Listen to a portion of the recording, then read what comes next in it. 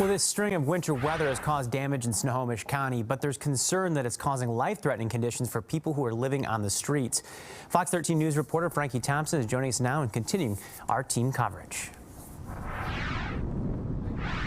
Matthew, this church behind me is one of several cold weather shelters now open in Snohomish County for people experiencing homelessness in this cold weather.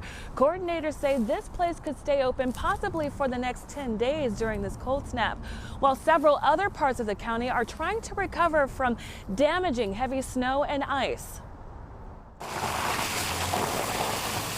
Wood chippers arrive at Kayak Point County Park in Stanwood to clean up dozens of trees knocked down by about 8 inches of snow. The snow was just so wet and heavy, and there was so much of it at one point in time that the trees just couldn't handle it. Snow and ice also took out the power and telephone lines. Electricity has been restored at the campsite, but park rangers say the cleanup could take up to 2 weeks. While the park is closed for now, the first priority is clearing a path for visitors to get out. We had a few campsites that were blocked by trees. We actually had one camper that couldn't get out until one of the trees were cleared out of the roadway. The cold snap could not have come at a more critical time. Volunteers throughout Stanwood and Snohomish County are counting those living on the streets without shelter. It's done through the Snohomish County Department of Human Services to determine where resources and money needs to be spent to help end homelessness.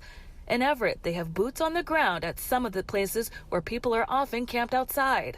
It gives us a look at who's experiencing homelessness, where they're sort of at, and why. And the reason that PIT is conducted in the winter, because everybody's always like, why do you do it when it's so cold? Well, it gives us a really accurate representation of who is experiencing homelessness with no resources. With more people getting off the streets and going to cold weather shelters, they are also counted to help provide a better understanding of how many people are experiencing homelessness in the county. The cold weather shelters give us a bigger capacity of shelters at night than just our standard shelters, so a lot of people that wouldn't normally be in a shelter were last night.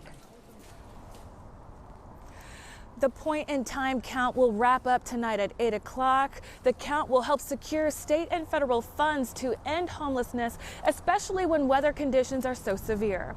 Reporting live in Everett, Frankie Thompson, Fox 13 News. Frankie, thanks so much.